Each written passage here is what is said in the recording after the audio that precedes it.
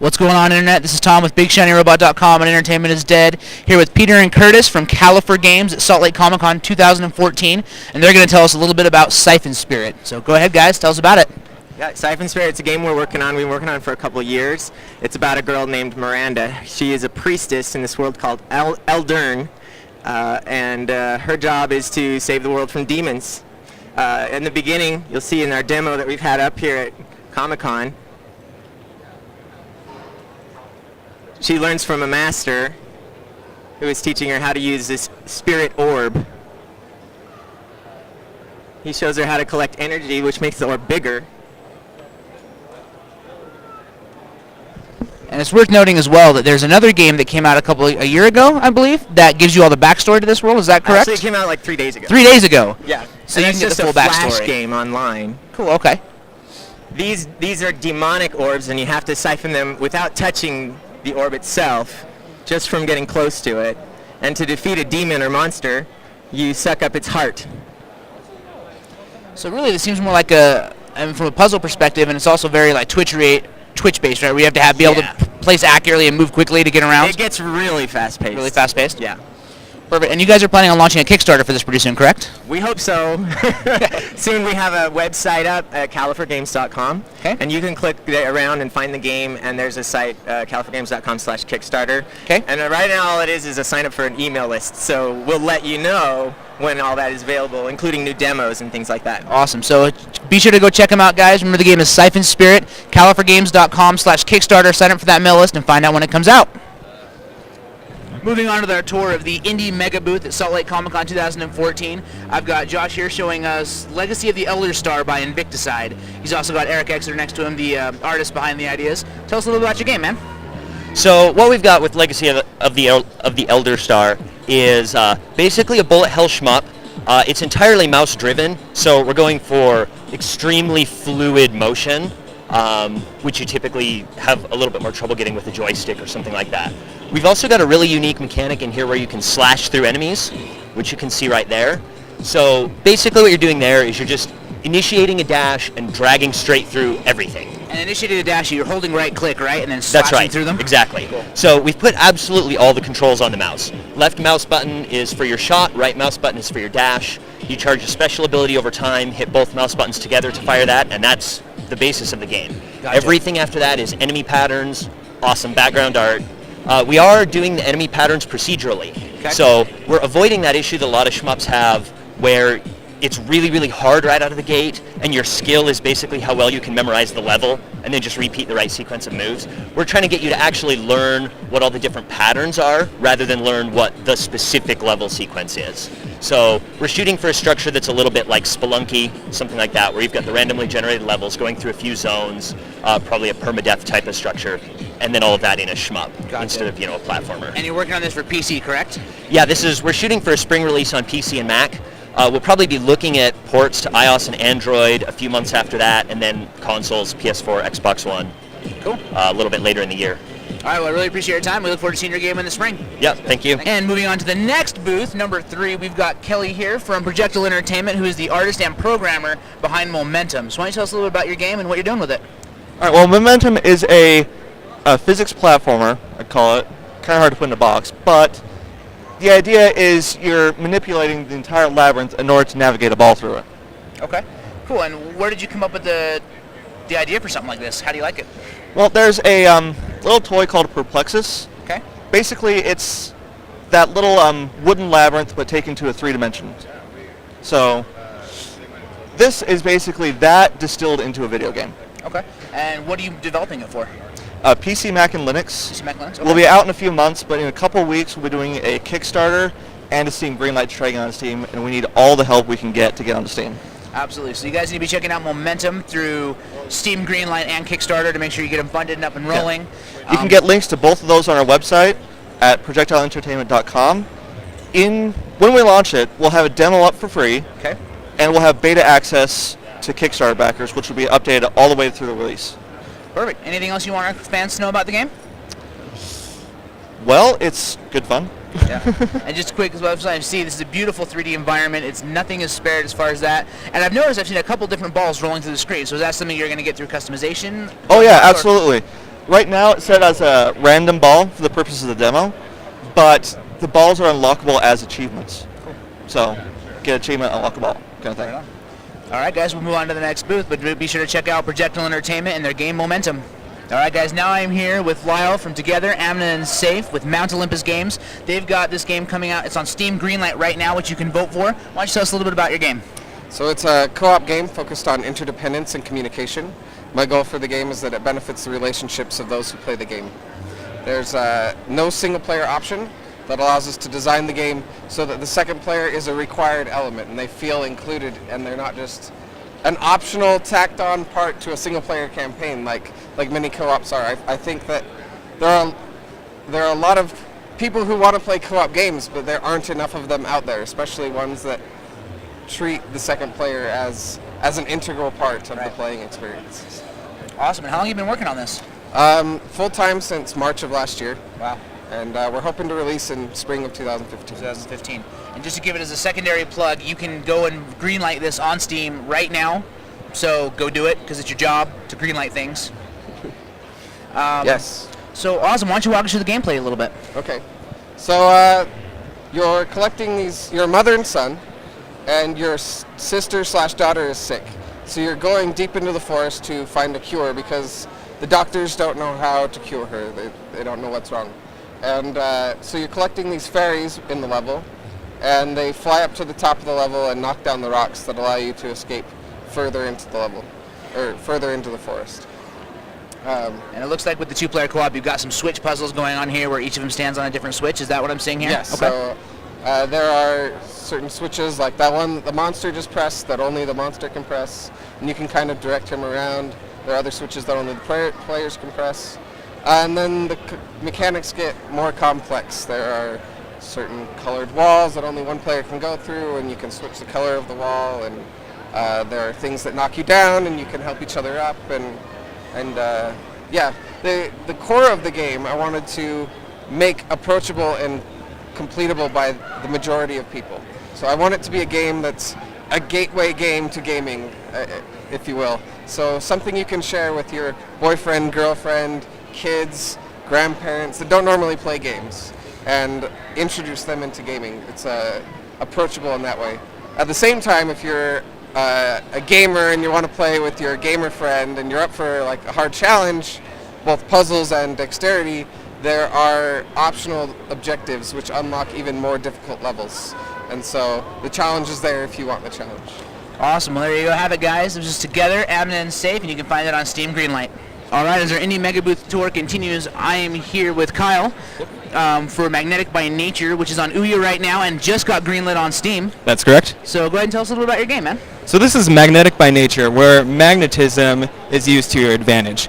You have your robot, and the whole story behind this is that you wake up in an underground chasm, and your friends are all deactivated.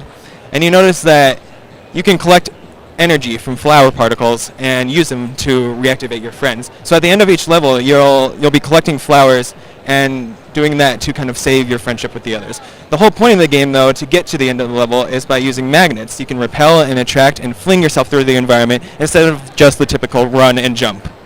So this is kind of cool. So it looks like he just used all those little balls below to build a super magnet, which then launched him up the chasm, right? That's correct, yeah. Yeah, it's kind of almost playing with physics and toying around with different ways on how to traverse a normal platforming level without just the standard run. Cool. Yeah. And how long have you guys been working on this? We've been working on this for about a year and a half now. A year and a half? So, yeah. Cool. Well, was there anything else you'd like our fans to know about, or? Yeah, so this game will be released really soon on Steam. It's currently out right now on Ouya. And we hopefully in the near future will get this out on consoles as well. You can follow us at Team Triple Slash on Facebook, at Team Triple Slash on Facebook, and then check out our site at www.magneticbynature.com. Awesome, guys, so go ahead and check it out. Hey, guys, I'm here with Jay from Ramping Games showing us off Frayed Nights 2, The Con of Wrath, which, as you can see, is kind of a classic dungeon crawler with a little bit of a twist. Tell us a little about your game, Jay. Okay, well, yeah, like you said, this is the sequel to Frayed Nights, The Skull of Smackdown, which was just released on Steam a couple of months ago. Anyway, it is a classic dungeon crawler in the style of the PC crawlers of the 90s, 80s. You got the Bard's Tale, Wizardry. Might and Magic. Exactly. Ultima Underworld. So, favorite of mine. Anyway, I wanted to kind of redo that. At the time when I started, they didn't have much in that genre. Since then, it's changed a lot. But the twist I have is it is a comedy, sort of a, sitcom. You play the losers of the adventuring world. You've got Ariana, who is the somewhat petite warrior. You've got a Dirk, who is the adrenaline junkie show-off rogue, not very stealthy. You've got a tree-hugging nature priest. And then you've got Chloe, the ditzy, kind of cute and perky sorceress with a violent twist. All right. So, Awesome. So, and I'm assuming since your last game launched on Steam, you're also planning to put this out on Steam yes, as well? this will be Steam. This new game will be on PC, Mac, and Linux for sure. We're also investigating consoles and everything. So, perfect. And where can they look to find more information about your game? rampantgames.com. All right, so there you have it, guys. We've got Frayed Nights 2, The Con of Wrath. Check it out. You can get the original one on Steam, and then you can move on to it and get the next one once it hits PCs, Macs, and Linux everywhere. What's up, guys? Tom with Entertainment is Dead and Big Shiny Robot. I'm still here at the Indie Mega booth checking everything out. I've got Jordan here from We Need to Go Deeper by Deli Interactive LLC. Tell us a little about your game, man. So, We Need to Go Deeper is a 2 to 4 player cooperative submarine roguelike. You're a bunch of little guys controlling the different parts of a submarine. Somebody drives, somebody shoots, somebody's in there swinging a wrench repairing the leaks. A bunch of crazy crap happens and you just want to get to the bottom. Now, the big thing I'm noticing is that you've got 3 screens here right now. So I'm seeing what's happening up here. She's manipulating what's going on down here. Ryan over here's got stuff going on. So how does that work out? Okay, actually you got a duplicate screen here, but we have 2 more monitors at the back that can play together. Ryan here up on the screen is loading torpedoes so that he can shoot the cannon, and we got a big boss sitting at the bottom of there. We call it the Quadkin. And he's also just now switched to driving. So some players can run around and drive around, and others can shoot the torpedoes, right? Yeah. Somebody's managing power. It adds up to be really, really surprisingly hectic. Cool. And is this something you can play just one person and have computer assistance, or is this 4 Not player yet. required? Awesome. We've had a lot of requests on our Steam Greenlight page to implement single player, and we said post-release we're going to do all we can, but for release this is a multiplayer only game. Awesome. So you are up on Steam Greenlight right now then? We've actually already been greenlit. Awesome. Congratulations. We got through and it was awesome. So we when loved do you it. plan on releasing? We're looking for February. Awesome. So there you have it, guys. We Need to Go Deeper by Deli Interactive. It has already been greenlit on Steam, and you can look for that in February of next year. All right, we're here with Michael from Ninja Bee Games showing us Nutjitsu, which is available right now on the Xbox One or coming to Xbox One? It is available right now on the Xbox One. You can go home right now, or if you're already at home, you can download it for $6.49 on Xbox One, and it will be coming to the PlayStation 4. So on your Xbox One for $1.50, you can play Nutjitsu. How does the game go? What about? Well, as you can see, it bears some superficial likenesses to Pac-Man. It is kind of an old-school arcade-type game, but there are some key differences. For instance, we got all these sweet power-ups. We got smoke bombs. We got freeze bombs. We got flame shields. We have shadow clones. We have speed potions. So you got a lot of tools in your arsenal. You can give these foxes the slip.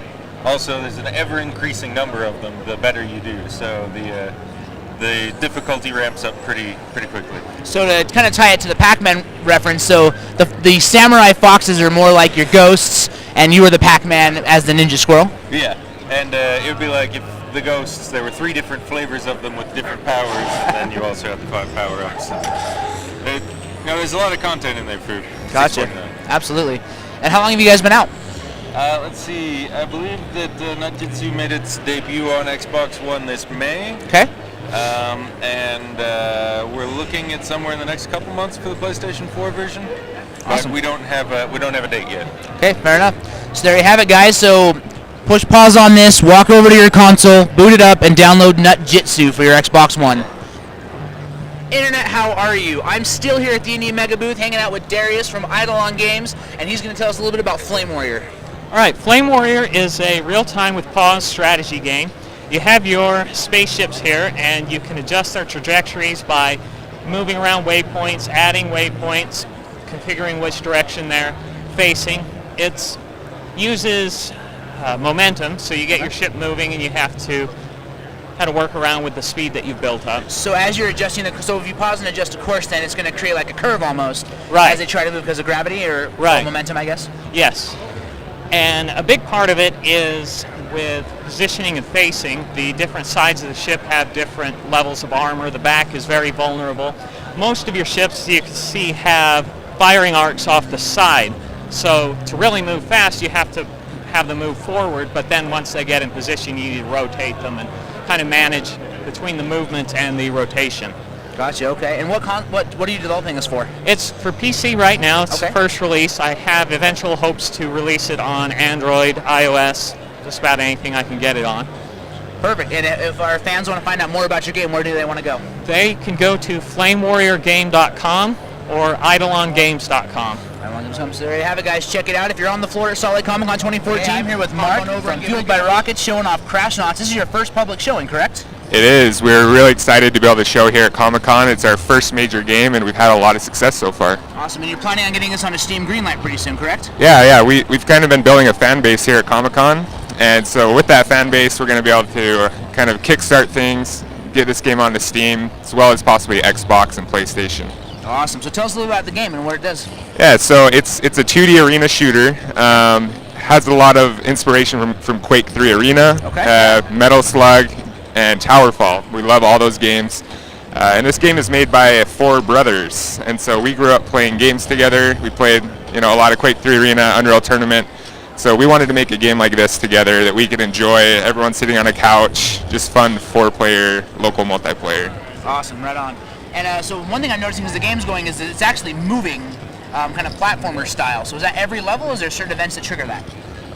Currently on this, it's just on this one level. It's kind of on a timer. It'll start moving, and we like that mechanic a lot. It's kind of mixing platforming with a shooter at the same time.